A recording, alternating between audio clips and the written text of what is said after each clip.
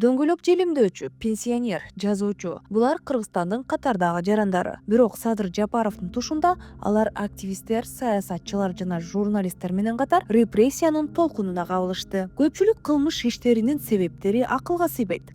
Кимдир бирөө соц түйүндөргө ойчулдардын афоризмдерин чыгарса, башкасы тууну алмаштырууга каршы пикирин айтса, үчүнчүсү жөн гана оппозиционердин үйүндө ремонт жасап жүргөн. Булардын баары абакка түшкөн. Но я убежден, что вместе с народом, объединив все наши усилия, мы выйдем из этой ситуации.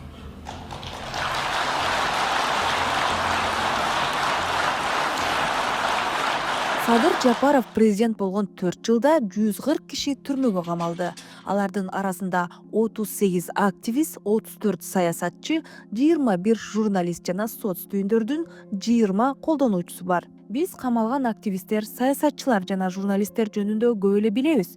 Бирок бийлик ушундай эле жол менен катардагы жарандарды да куугунтукка алып жатканы биз үчүн ачылыш болду.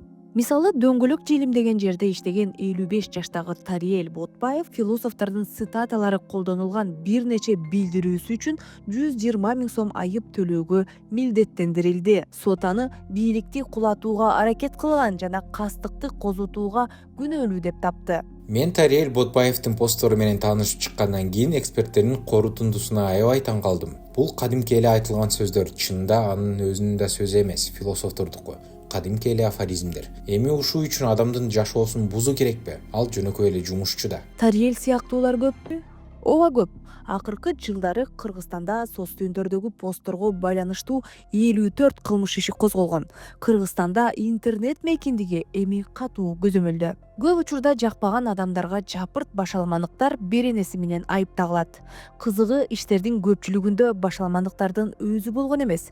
Ал эми адамдар ал башаламандыктарга даярданганы үчүн ТИЗОго камалат. Буга жазуучу Олжобай Шакирдин ишин мисал кылсак болот. Ал Ысык көлдөгү 4 пансионаттын Өзбекстанга берилишине каршы тынч митинг өткөрүүгө ниеттенип жатканын жазгандан кийин камакка алынган. Ушул эле бирине боюнча саясатка эч тиешеси жок куруучу Нурлан Асанбеков да тергөө изоляторуна камалган. Ал болгону оппозиционер Равшан Жээнбековдун үйүндө ремонт жасап жүргөн. Бирок Кемпир-Абад ишинин башка фигуранттары менен бирге камакка алынган. Саясий куугунтук үчүн бийликти күч менен басып алууга чакырык жасоо жана кастыкты козутуу беренелери азыраак колдонулат. 70 жаштагы пенсионер Салия Таштанова баалардын өсүшүнө жана оппозиционерлердин биринин адилетсиз камалганына даттанганы үчүн 2 жума тергөө изоляторуна отуруп чыккан. Сот аны бийликти күч менен басып алууга чакырык жасоого күнөөлүү деп таап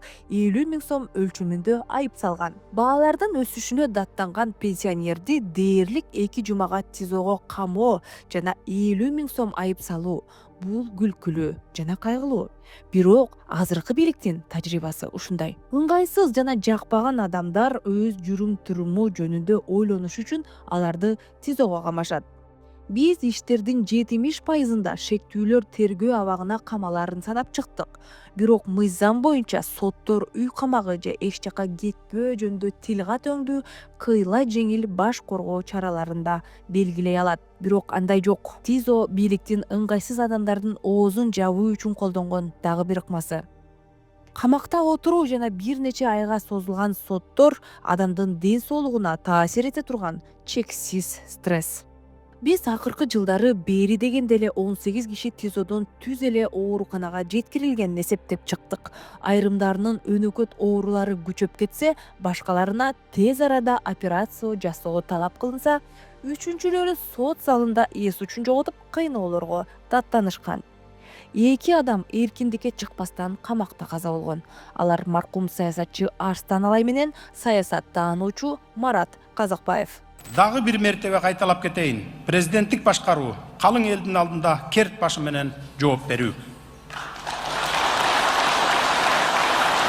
2020 жылы октябрда Садыр Жапаров жана Камчыбек Ташиев бийликке келип, активисттерге, саясатчыларга, журналисттерге жана катардагы жарандарга кылмыш ишин козгоо кадыр эсе көрүнүшкө айланды.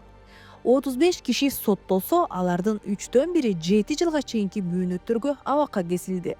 Дагы 12 киши 50 000 сомдон жогору айып пул төлөшү керек. Башкача айтканда, адамдардын эркиндигин, өз пикирин айтуу укугун, макул болбоо укугун, ден соолугун тартып алып, үй бүлөсүнөн ажыратып жатышат.